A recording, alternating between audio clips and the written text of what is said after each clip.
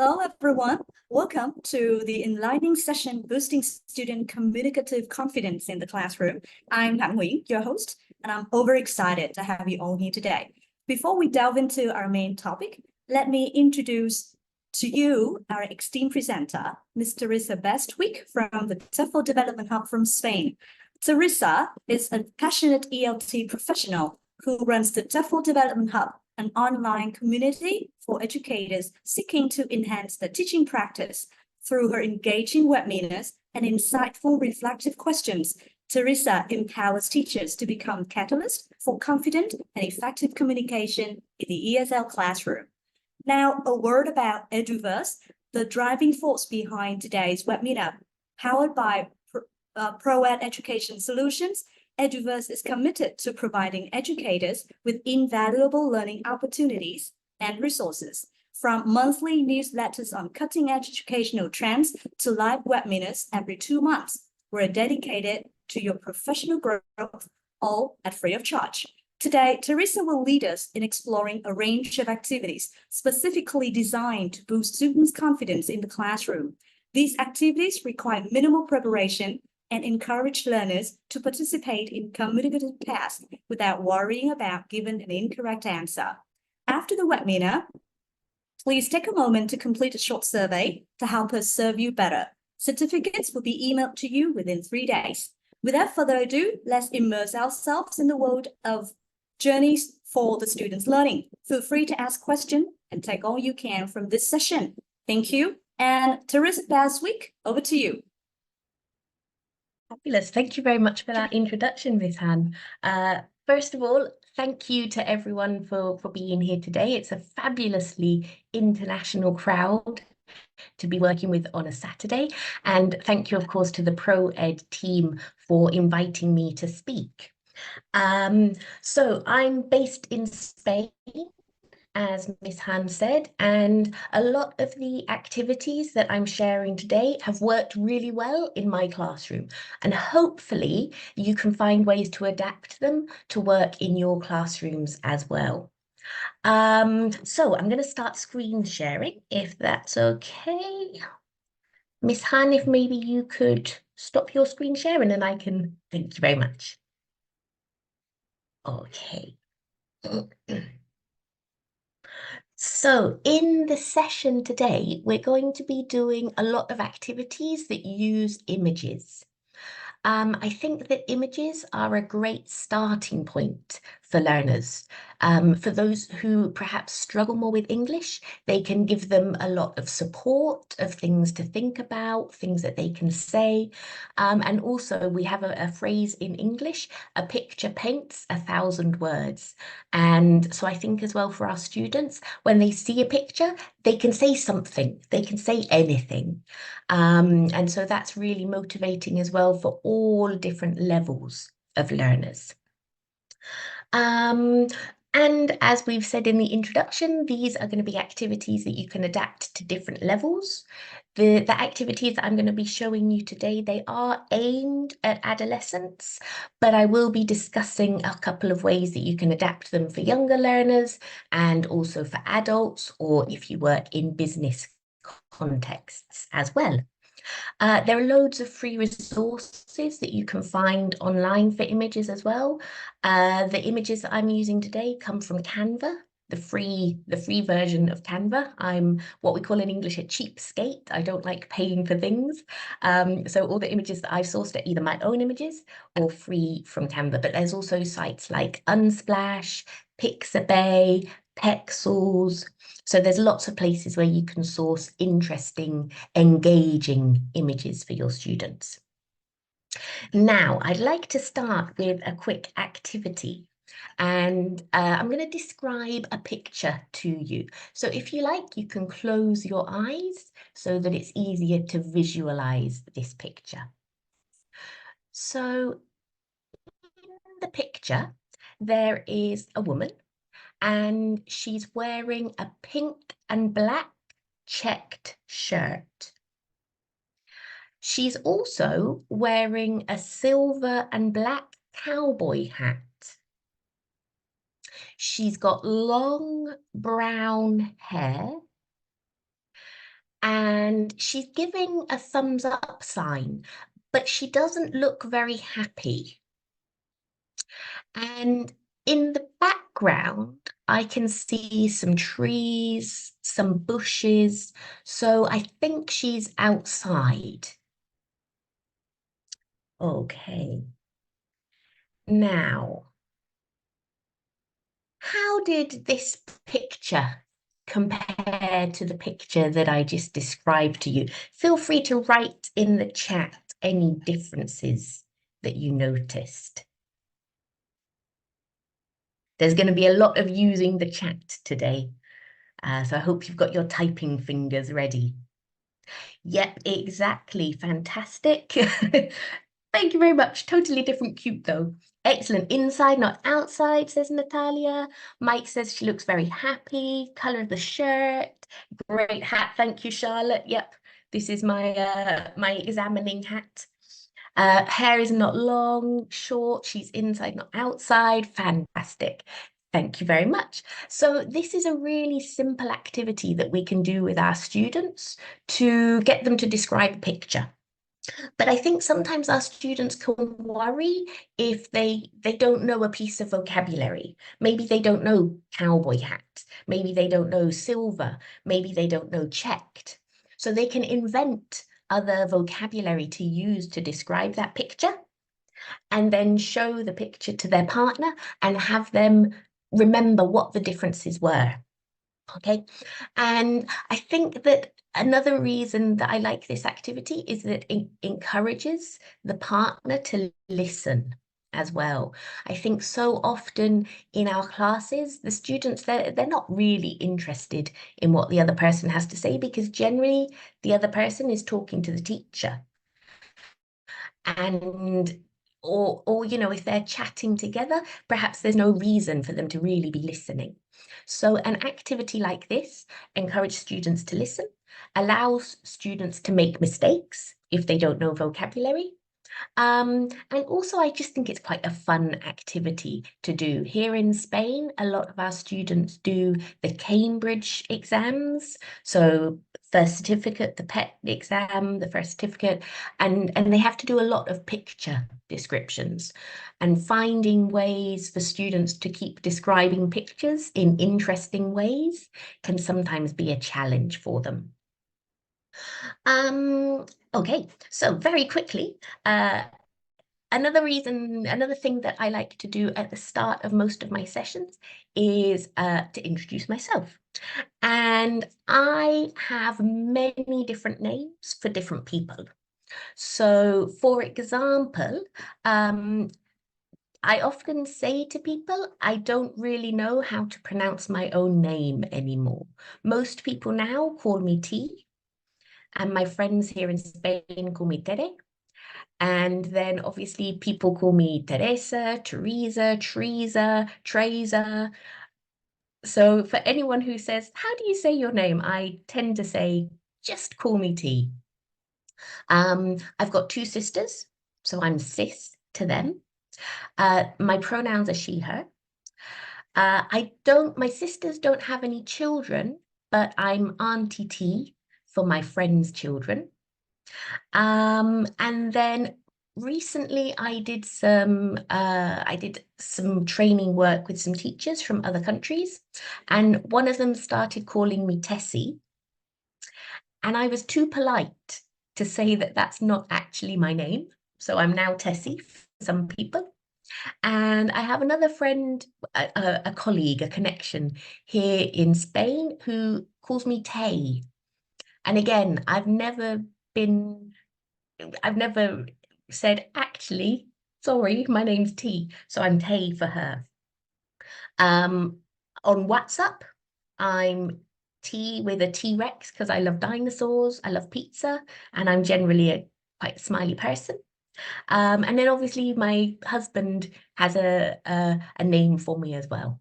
I've got to have some secrets, so I won't share that one with you. So I think this is a nice activity that we can do with our students at the beginning of the year for a couple of reasons. First of all, it allows them to think about the different relationships they have in their life. Who are they with different people? Do they have a nickname? Do they have a formal name? Do they have a name that they use in school, which is different to the names that they use in other places? And that as well can help our learners to feel more comfortable in the classroom. At the end of this activity, after they've shared their names with each other, I would say, okay, so what name would you have in our English classes? And that's quite empowering as well for students to be able to say, well, call me this, call me that. It also helps us to build relationships with our students. If we know them, if we're calling them by the name they want to be called, we're building rapport with them. And as it said in the video introduction, a lot of this is about creating a safe, supportive environment for our students. Okay, enough pictures of me. Let's get on with another task. So this activity is called Definitely Maybe. And this was my rabbit. Unfortunately, he died maybe about 6 years ago. But this was my rabbit, and his name was Munch Bucket. I'll just pop that in the chat because it's not a typical name. Okay, so in a minute, I'm going to talk about Munch Bucket. But before I do, I'd like you on a piece of paper, not in the chat, to write 5 words you think I'm definitely going to say, and 5 words you think maybe I'll say. Okay, so piece of paper, 5 words definitely, 5 words maybe. They can be any words, nouns, adjectives, verbs, adverbs, but not very common verbs like, or common words like I, the, it. Okay? And I have a sip of my tea whilst you're writing your words. 1 minute.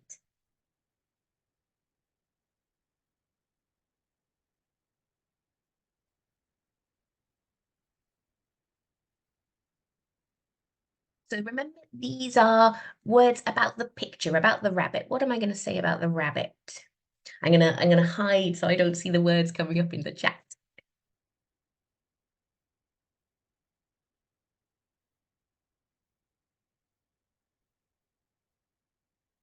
30 seconds more.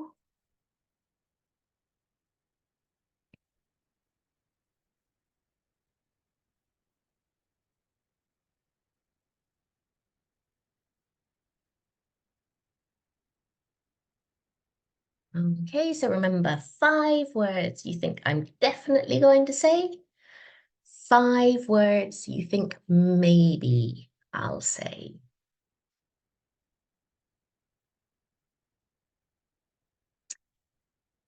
If I was doing this with my students in the classroom or online as well, I would give them more time to think about the words. But with you being proficient English teachers, we'll do it just in 1 minute. I would be monitoring, going round, checking to see how many words people had, and then we would do the activity. So now, whilst I'm talking about Munch Bucket, I'd like you to tick the words that you hear. Okay, so you've got your 5 words definitely, 5 words maybe. Any words you hear, tick. You only need to tick them once, even if I repeat it a number of times.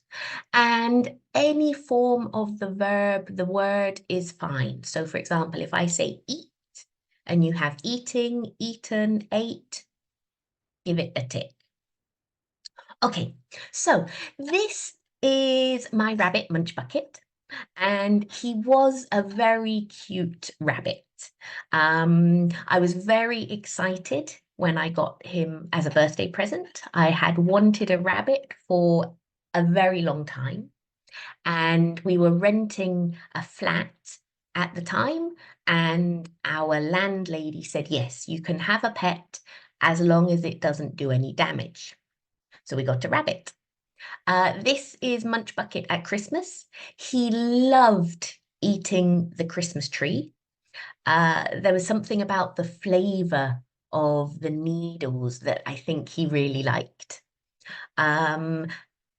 Thankfully, he didn't eat the Christmas lights, but he did eat a cable, quite a few cables, actually, over the years that we had him.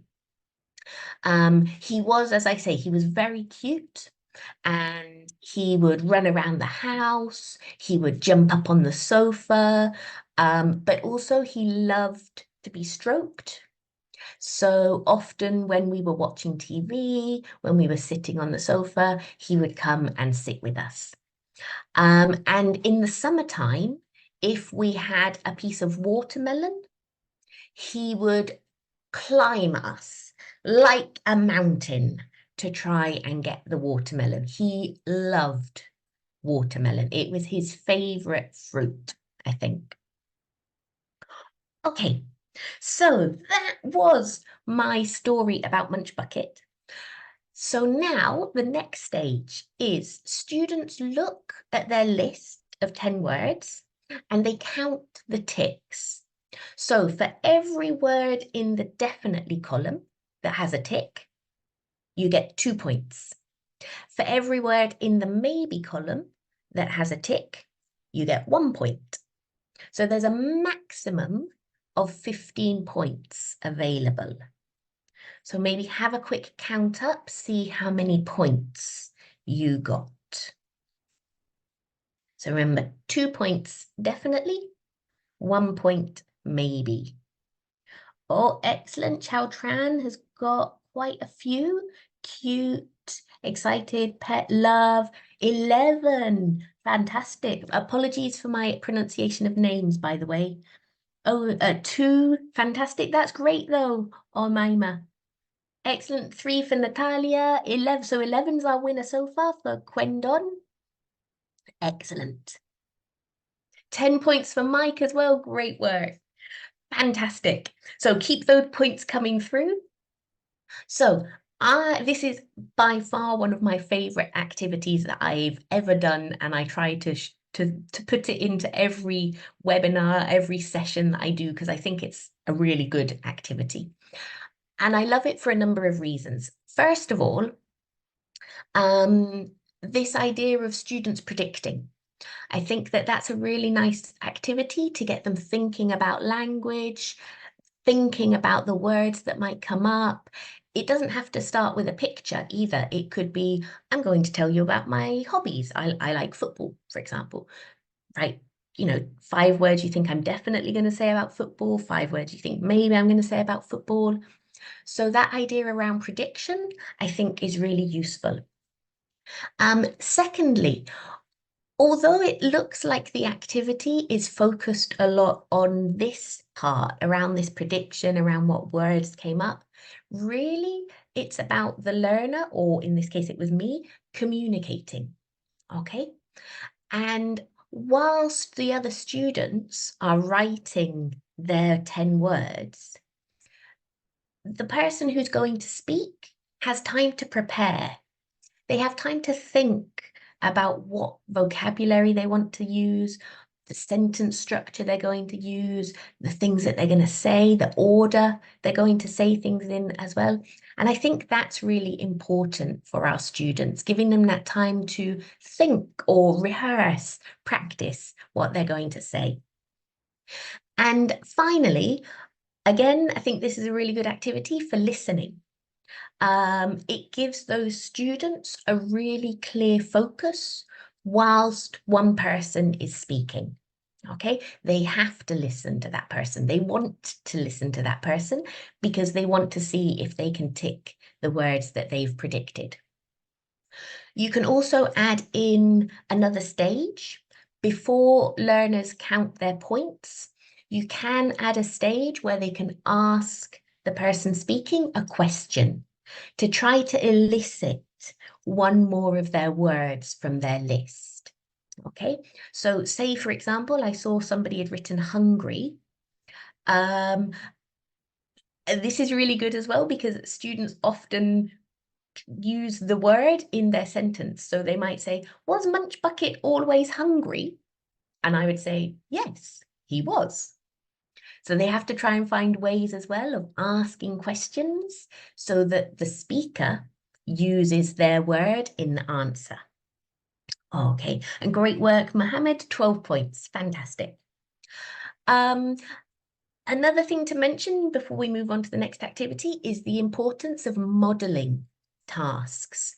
So when I did the spot the differences, I would do it first, and then I would give pairs of students a picture each, and they would do it with each other. With this activity as well, I would do it first, model the task for the students, and then there are different ways of doing this. You could do it that you call on just one learner, and they can do this definitely maybe about the lesson topic. So say you've done a lesson about holidays, maybe you model the task talking about a recent trip that you took, and then call on another student to talk about a trip that they took. Another way of doing it is to build it into your lesson routine. So each week, 5 minutes of the class you put aside to do this definitely maybe activity. And students can talk about any topic. They can talk about what they did at the weekend. They can talk about where they're going on their next holiday. They can talk about what they had for breakfast. But the idea is just going through this process of prediction and time to think, speaking, and listening to the person speaking. Okay, so definitely maybe one of my favorite ever activities. Okay. So let's have a quick look at this man next. So this is what I call a character build. Feel free to pop in the chat the answer to any of these questions. What's his name? Where does he live? Who does he live with? What's his favorite subject at school? And what are his hobbies? You can answer any question, doesn't have to be in order.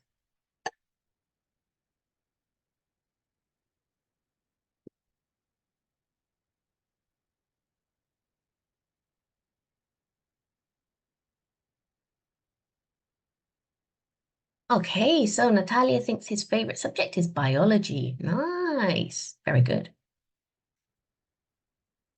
And he likes photography. Okay, excellent. Quackly says he's in Brazil, he lives with his family, likes physics and photography as well. Wow. So both of you have gone for the fact that he's a scientist. That's interesting.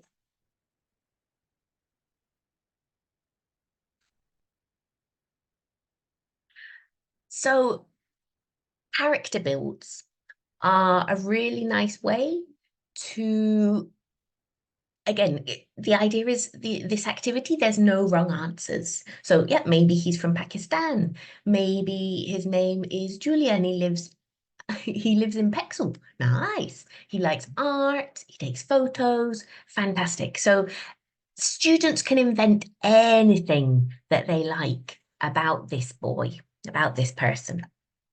And there are no wrong answers. Okay. And again, I think this is a nice way to get students to reuse a lot of typical vocabulary. You know, what's his name? Where does he live? These are the types of questions that students often have to answer about themselves in exams. What's your name? Where do you live? What's your favorite school subject? And so again, just finding different ways to reuse those same structures is a nice way to help them build confidence in using that language. Okay. However, we can also take this a step further and we can use it to practice different structures as well. Okay. So up here, we've got some questions thinking about the future. Where's he going on his next holiday? What's he doing this weekend? What does he want to be in the future? We've got some questions thinking about the past. What did he have for breakfast? Who took this photo? What time did he go to bed last night? We've got some routine questions. What time does he get up on weekdays? How does he get to school? How often does he drink coffee? And then we've got these adjectives and prepositions. What type of music is he keen on? What's he afraid of? Which series is he addicted to? Okay, so again, something like this, having a character and then inventing questions about them for the students to answer. You could do this at any level. So these type of questions would probably be more of a B1 level, so an intermediate. But certainly talking about the past, you could do that from A1 plus, A2. You could make the questions easier or more difficult as well. So who took this photo might be a little bit trickier because of the subject-object questions. But what time did he go to bed last night is an easy one that our students can answer. Okay. So as I say, working with lower levels, because there was a question about this, Kwok kindly sent me through some of the questions that people had asked ahead of the webinar. Working with lower levels, it's easy to find ways that you can adapt these activities down or up as well. And I think one way of doing that is, you know, through the questions that we ask the students. We can use any picture. This picture could work for A1 level up to C2 level, and then we just adapt the level of the questions within it. Now, obviously this guy, I would probably use this with a teenage class because he looks like a teenager. But I did say that I would share some ways to adapt these activities for if you're working with younger learners. And one way that I used to do this activity with younger learners was that we would create the character together. Okay, so this is normally, obviously, I would do this with the students, but here's one I made earlier. So in the class, I would start at the board and I would say, okay, let's draw a monster. Is our monster tall or short? And then I would nominate a student to answer the question. With very young learners, obviously, you might just get tall. So then you drill the sentence, the monster is tall. Everybody, the monster is tall. Okay, how many eyes does the monster have? And you nominate another student to answer that question. Draw it on the board, and again, the drilling. The monster's got 3 eyes. The monster's got 3 eyes. And so we build up through that descriptive language, which again, students need to be repeating so that it sticks in their brain.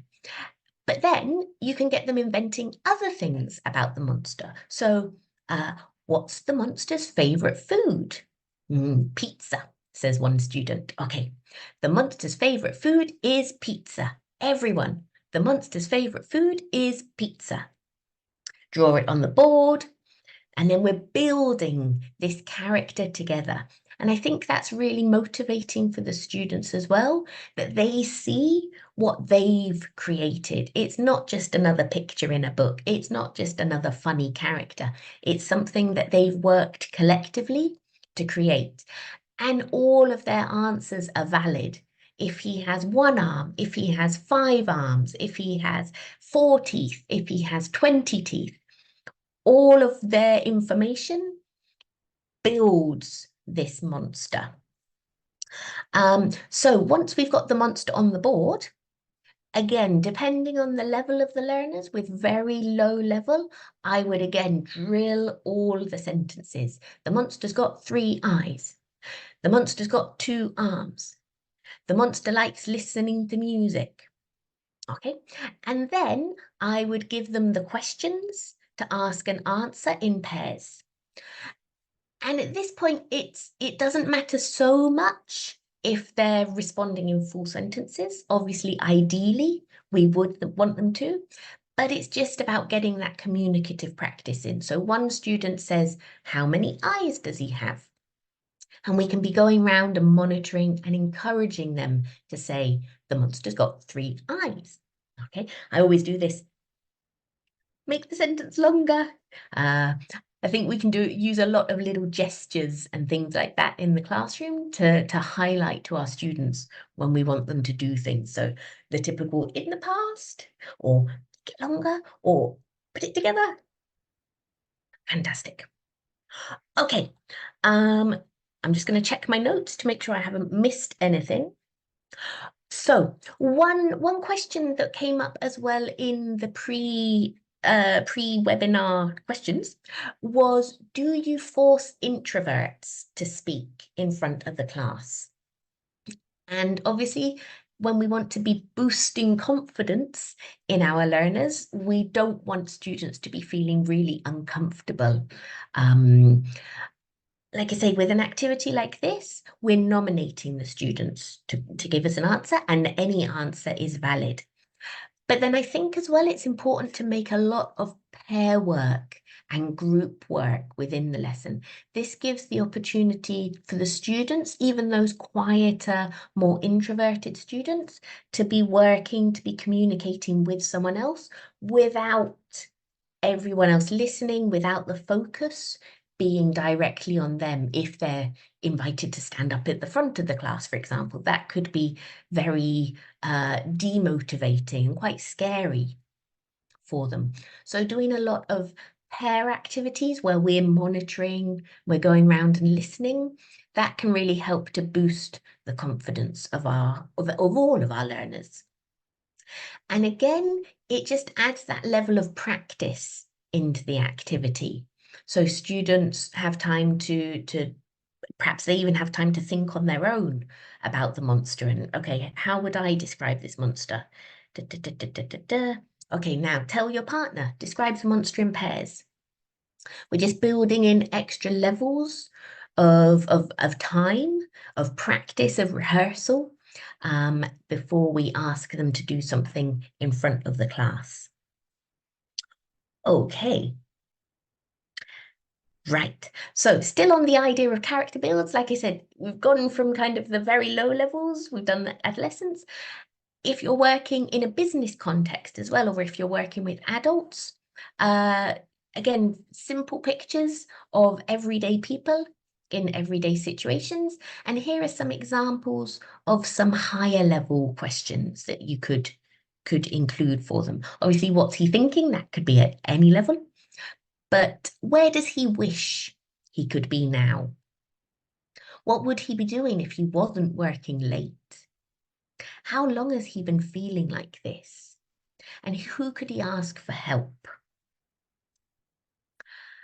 Another reason I like using a lot of pictures in the lessons is that I think we can introduce people that our students might not necessarily see in their course materials. Quite often we find in course materials that people are happy, they're enjoying life, they're having time with their friends, they've got a happy family. And so depending on the level of our learners, the age of our learners as well, it's good to introduce different situations and situations that might be more relevant for their lived experience as well. I'm sure as a teacher, we can probably we've been in this situation as well, perhaps where we've got lots of tests to mark and it's the weekend and we wish we could go out, but next paper to grade, okay, up late, feeling the stress, or maybe the stress around exams. We've got students that we know are going towards paid exams, state exams, and how can we help to get them there? So all of these situations are things that we can relate to, that our learners could relate to as well. Okay, right. I've done a lot of speaking, so we're going to get an activity for you to get involved again in the chat. So this next activity is called Missing Letter Sentences. Missing letter sentences. And very simple, I'd like you to write a sentence about this picture, but you can't use the letter A. Okay, so have a go in the chat, a sentence about this picture, but no letter A.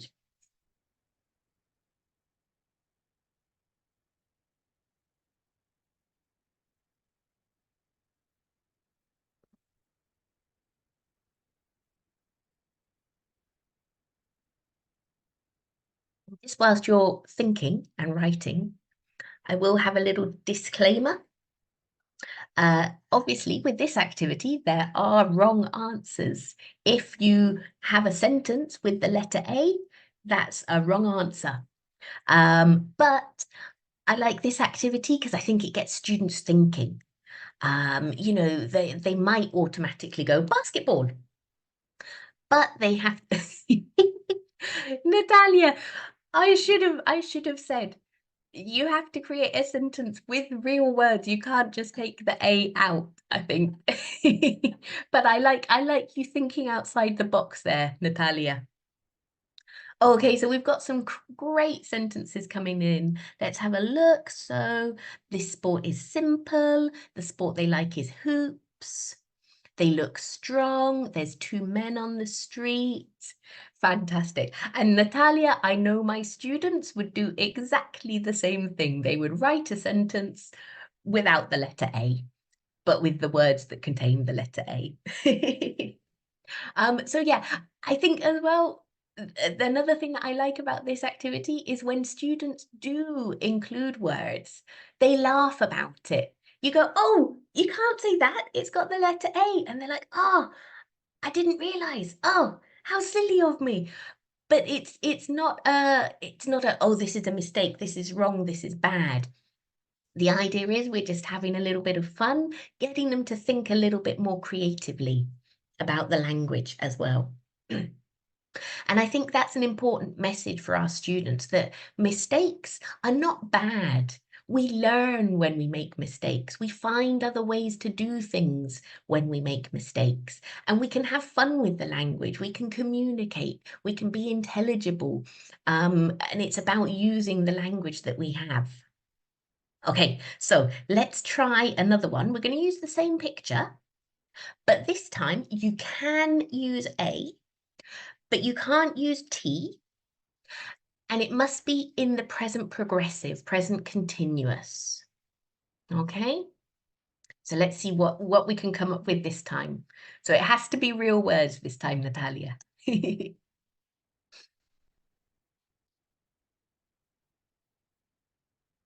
And this idea of adding another level of complexity. Now we're saying you have to use this structure. So again, the brain is working in a different way. What verbs do I know that don't have a T that I can talk about with this sentence and an ing? I can see it's taking longer to think of a sentence this time. That's a good sign. Great. Excellent. John and Hills are having fun. A couple of boys are playing in an open area. Men are playing. Ooh, oh, Maima. With. Oh, what can we use? Can we use a different word instead of with? Let's have a think. They're playing by a ball. Yeah, we could. Possibly. I would accept by. Dudes are playing hoops in a park. Nice dudes there, Mike. Fantastic. Okay, so like I say, this just gets the students thinking, it gets them creating a little bit, it gets them using language. We're going to try one more. Everyone ready? I'm increasing the difficulty level again. Okay, this time, no letter D. You have to use the past simple. So no regular verbs, no ed endings. And you have to use 10 or more words in your sentence. So obviously with these combinations, there are some things that work and some things that don't work. D, no letter D in the past simple, that works because there's lots of irregular verbs that the students can use. But for example, no letter N and a progressive tense, a continuous tense, you can't do that. You couldn't do, for example, no letter D and the past perfect, because they need that D as part of the structure. So you need to think a little critically about the words that you're using. Okay, so Miss Hans thought of one. The boys spent time having a lot of fun in their game. The boys spent time having a lot of fun in their game. Perfect. Round of applause. Okay, so as you can see, again, I would do this activity like this in class as well. So start very simple, no letter, one letter. Then move it on to either no letter and a minimum number of words, or no letter and a particular tense. And then in that final stage, all three elements. Okay, so we've got another couple of, oh, we've got some great ideas here. So two guys engaged. Ooh, could we change that verb maybe? Cuandoan. And again, oh my, two men ran in the playground. Ooh, where were they? Where were they? They could be in another place, so that we can get rid of that letter D. Fantastic. I know I'm making you think a lot for a Saturday. But like I say, I think it's really fun and a great way for students to get their creative and critical thinking skills going. So last one here, oh, two more. Saida says, two of my neighbours' boys ran in circles to play in the street. Excellent. The guys are playing happily on the street on Sundays. Fantastic. That was from the previous one. These guys always play basketball on the court, but the game was in the park this morning. Getting even longer there, Mike. Fantastic. Okay, right, we've got time for a few more activities. And this time we are going back to, again, no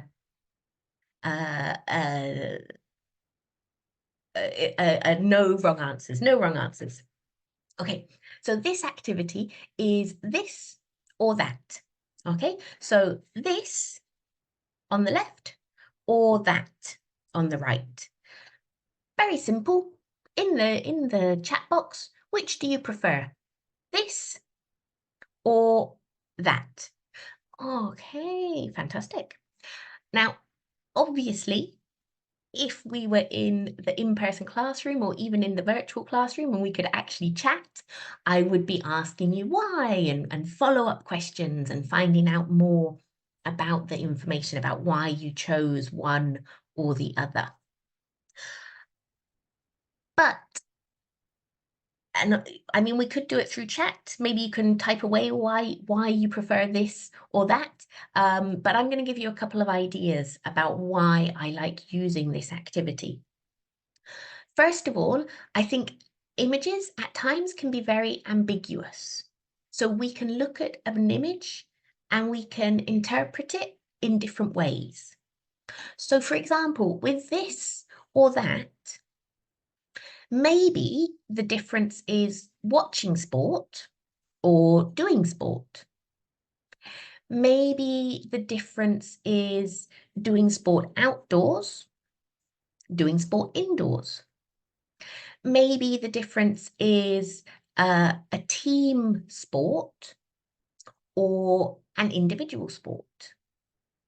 Okay, so there are lots of different ways that students can interpret an image as well. If I was doing this in the in-person classroom, I would have all the students stand up and stand in a line. And then I would show the two images and have them jump to either this or that. That might have been the other way around for you, this or that. And then they can talk to the person next to them and tell them why they chose that image. Okay, and then you can maybe call on a couple of people and ask them why they chose it and ask follow-up questions. Okay, so nice. So Wendy, yep, she's gone for this of being less crowded, more focused on self-development. Fantastic. Okay, so like I say, there's different ways that you can interpret each picture. You can also do an activity like this to help students but boost their vocabulary. So again, this or that, and try to create a sentence using one of these phrases. And what we've got at the top here, so we've got kind of they can choose one or the other with these phrases. Of the two, I would choose, I'm more keen on, if I had to choose, I'd say. We've got really strong preference. My absolute fave is, I'd definitely go for. But then also I think it's good to offer the students language for when they don't have preferences. You know, quite often we say to young learners, what's your favorite? What's your favorite? What's your favorite? And generally young learners can answer those sorts of questions. But as we get older, perhaps we don't have a favorite.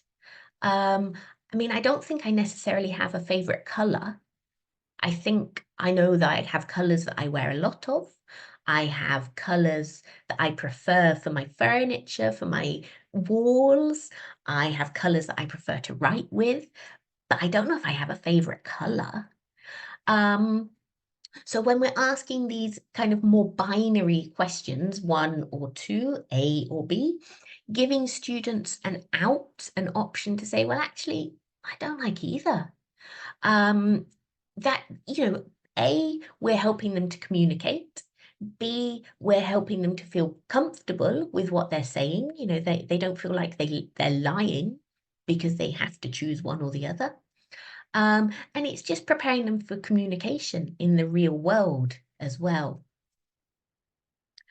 Okay. I have to say, my absolute fave is pizza. My husband and I, we have pizza most Friday nights, and I love pizza. And we're quite inventive with our toppings. But again, this could be different ways of seeing the pictures. It could be hot food or cold food. It could be eating indoors or eating outdoors. It could be perhaps more or less healthy. You know, often pizza is seen as fast food, less healthy, whereas here we've got delicious salads, we've got lots of fruit, we've got juice. Okay, so like I say, lots of ways to see these different activities. All right. I'm going to get you thinking again now, and I'd like you to imagine that you're this boy, you're this man, you're this person. Okay, if it helps, take a minute, look at the picture, and then close your eyes. Okay, so are you alone?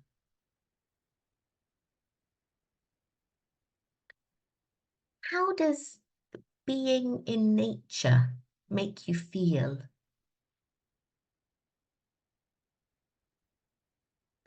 What's the name of the area where you are? Can you hear any traffic? Any cars? How long did it take you to get there?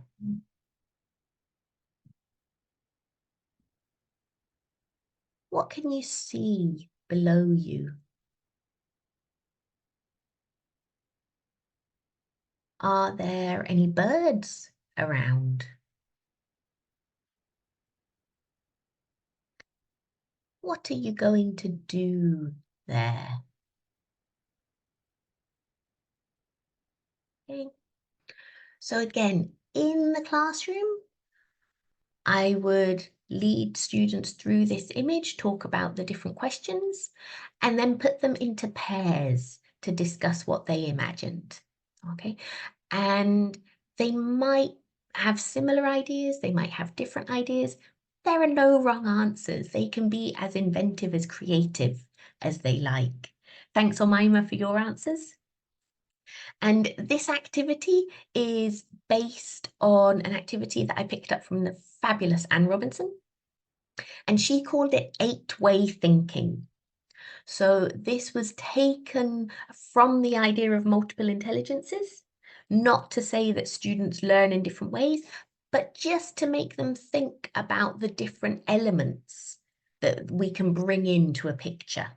Okay, so for example, we can talk about the interpersonal relationships. Okay, so are you alone or are you with other people? Okay, that gets them thinking about that element. We've also got the intrapersonal, their feelings. How does being in nature make you feel? Okay, so then they're reflecting more on themselves. We've got the linguistic, we've got the mathematical, we've got the oral, the musical, we've got the visual, we've got the naturalistic, and we've also got the kinesthetic. Okay. And I wouldn't necessarily introduce this to students as, oh, we're going to think about the picture in different ways.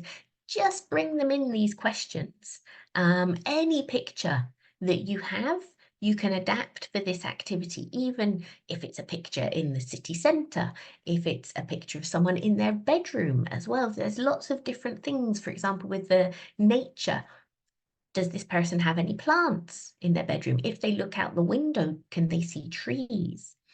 I think it's just an opportunity for us as well to think about ways that we can bring different elements into our pictures.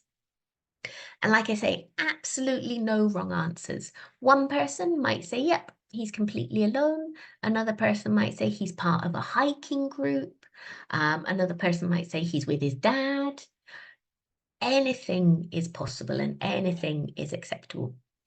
In terms of using this moving forward, they could perhaps write a diary entry about the boy from his perspective, about his trip out to the countryside, or it could just be a communicative activity where they share with their partners. Right, checking that I'm covering everything that I wanted to talk about. Right, we've got 2 more activities. I might go very slightly over. I hope that's not a problem for anyone. Okay. This time, I'd like you to look at this and then close your eyes.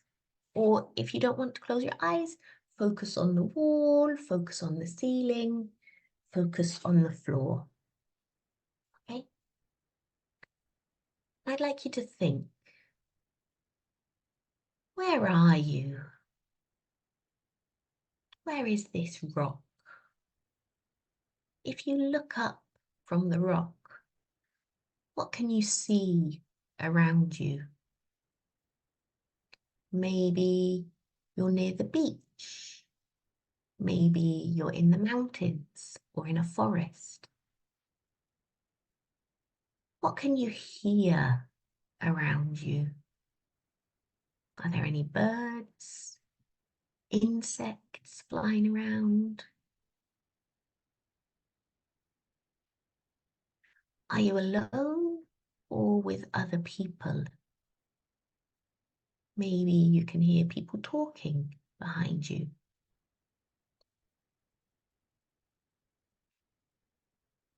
Imagine you take off your socks and your shoes. What does this rock feel like? If you step back, what are you standing on? Are you standing on sand, on grass? How does it feel beneath your toes?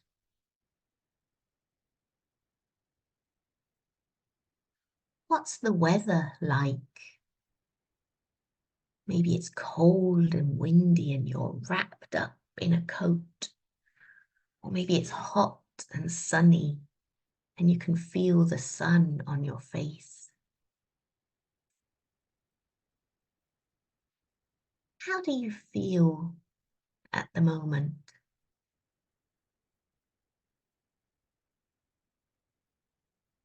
Okay. So if I was doing this with my students, either in the in-person classroom or in the online classroom, the next stage again would be, okay, open your eyes. Tell your partner what you imagined. And this is what we call a guided visualization. So we take a situation. Often it helps to start with a picture, but it doesn't have to.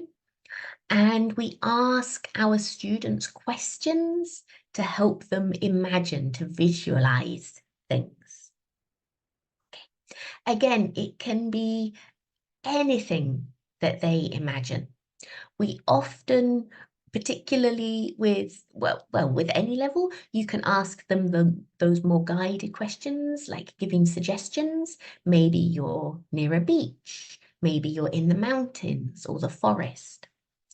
Or we can leave it completely open, okay? A couple of things to remember when you're doing guided visualizations. First of all, they're meant to bring students into a safe feeling, a comfortable, relaxed state. So it's important that if you're doing this in the in-person classroom, that you're standing still in one position. Because if you're asking students to close their eyes and they can feel movement around them, it can put them on edge. This is why as well, perhaps you can encourage them to close their eyes, but if not, just focus, look at the ceiling. The idea is that there's nothing happening around them. So first of all, your position. Secondly, slow, calm questions. Okay, it's meant to be, like I say, this relaxed state where they can imagine anything. And thinking about the questions as well, grading your language. So use vocabulary that the students know, even if that makes the questions very, very simple, very basic. Because again, it's supposed to be a relaxing activity. And if there's a word that they don't know, they automatically go, I don't know that word. That might be an important word and I don't know it. And now I can't answer that question. Okay, so very much lower level vocabulary for them. And then when students are talking in their pairs, this is when it's important for you to be monitoring, to be going around the class. Because one of the fabulous things about visualizations is at first, there's no language. Students can see anything they like in their heads and they don't need to know what it is in English, okay? But then when you bring them to this next stage of telling their partner, that's when there might be a piece of vocabulary that they need.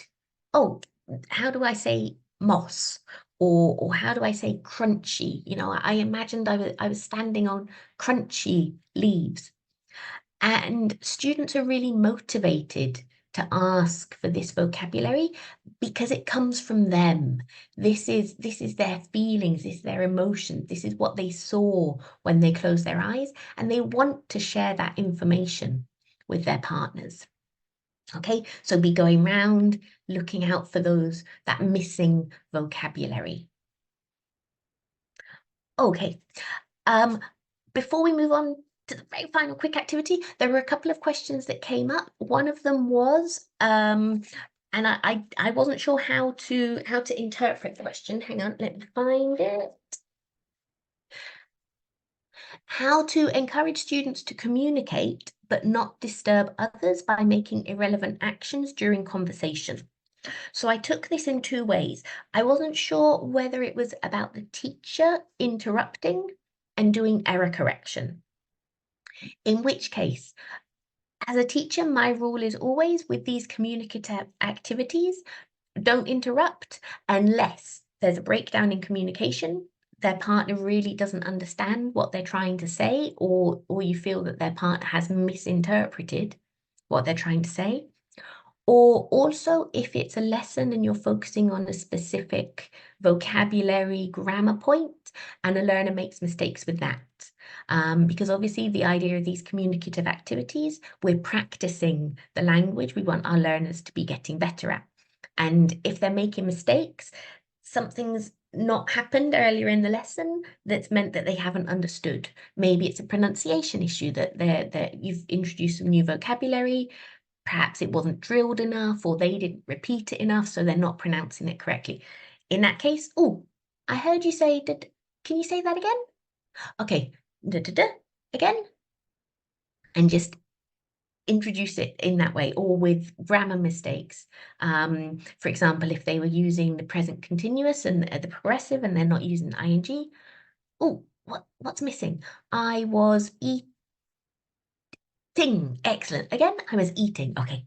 But other than that, if it's not an error that's affecting communication, if it's not an error with the target language of the lesson, just be making little notes as you're going round, okay? And then when you do feedback on the lesson, first of all, focus on the content, on what the students were talking about their personal relationship with the language, let's call it. And then at the same time as introducing errors, highlight some of the good examples of language that you heard. So if students have been working on a particular vocabulary set, oh, I heard you using such great vocabulary. You know, you used most of the new words. That was fantastic. Great work. And that, again, it helps to boost their confidence.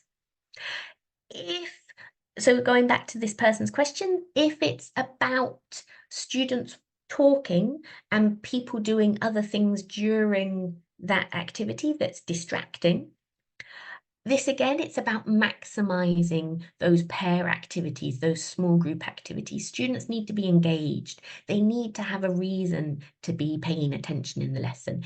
If it is one person speaking at the front, look for those ways that the people listening have a task to do. Whether it's like the definitely maybe with the predictions, maybe you'll say, okay, I'm going to ask you 3 questions afterwards about what this person said. Just give them a reason to listen as well. Okay.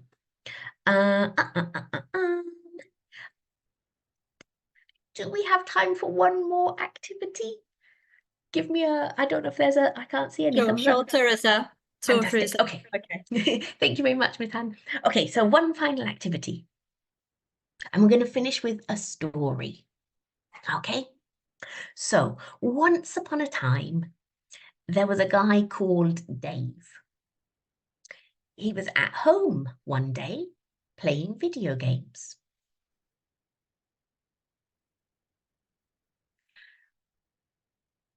If we were doing this in person, I would put students together to discuss these questions. We probably don't have time to do it in the chat either, but what does Dave look like? Which room in the house is he in?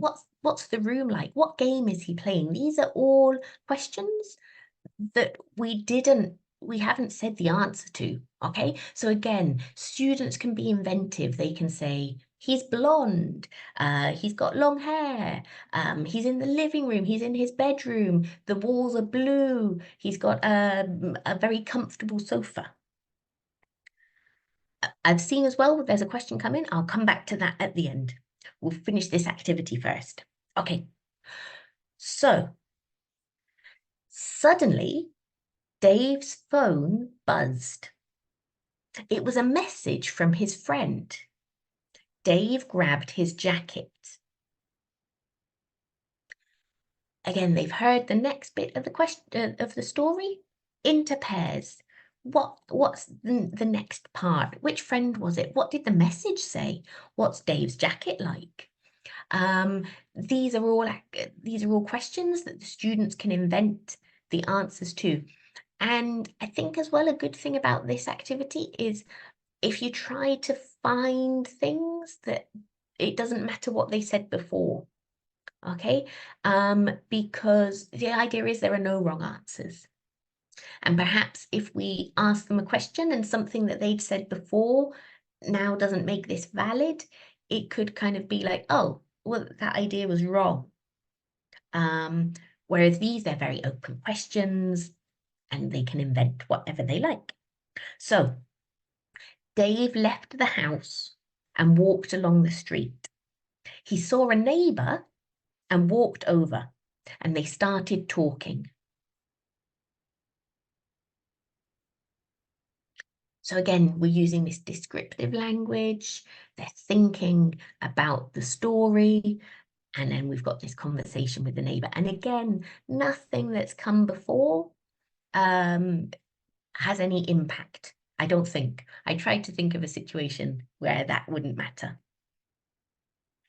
And then finally would be what happened next. Okay, so then they can create this ending to the story. And this again, obviously these previous questions, we're getting them to chat in pairs. I wouldn't do any feedback after each stage of this. I would monitor as they were discussing the questions, but I wouldn't be asking them for their ideas after each stage of the story. And then when they do the what happened next, it could be again communicative, or it could be that they write the ending to the story. We're talking a lot today about boosting communicative confidence, and I think that does tend to be a lot of speaking activities, but also as well writing that helps students to formulate their ideas, to structure their ideas, and I think everything feeds in to each other. Fantastic. Okay, so that was all the activities that I had. Thank you very much again for the invite. You can find me on LinkedIn, or you can join the hub as well. I'll tell you a little bit more about the hub in a minute. The slides are available if you want to have a look at them as well. So we've had a fabulous question here from Kwan Doan. Not everyone finds mental visualization an easy task. How do we know that this can be a good choice for our students? Any suggestions? I think you're absolutely right. I think the first way to do it is with a much shorter activity. So, for example, I'm going to stop sharing. For example, I would start with the picture activity first. So the activity that we did with the man and the where is he, etc., and that sort of thing, because that's a much more focused activity. Students have a starting point. They've got things that they can associate. They've got the forest in the background. There was a river. That makes it much more tangible, perhaps, than this much more open visualization. And I think as well that often, particularly adolescent students, can feel very wary of doing visualization activities. Like I say, it's that closing your eyes, everyone's around you. So again, maybe just close your eyes and think about the weekend. Where did you go? Who did you see? Again, make it much more tangible first so that they feel comfortable with the situation.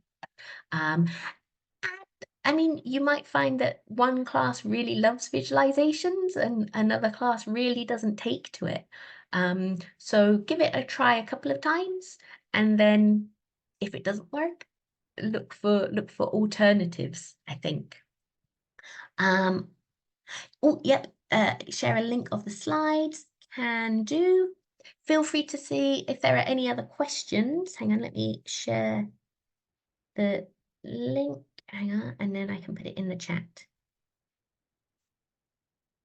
So it is bit.ly. I say I can share it in the chat, but I've managed to cover it up. There we go. bit.ly EB Pro Ed. That should work. If it doesn't, feel free to email me, find me on LinkedIn, and I can share it with you that way. Glad to hear that you've got some ideas there, Natalia and Haley. Thank you, Teresa, for your inspiring presentation, and thank you everyone for joining us today. We trust that you have gathered some very good ideas and insights and practical things to enhance your teaching practice. Let's look ahead to our next exciting webinar Set a reminder for February the 24th, 2024 at 3 p.m. Vietnam time. We'll be diving into another engaging and enhancing your teaching practice. Stay tuned for details.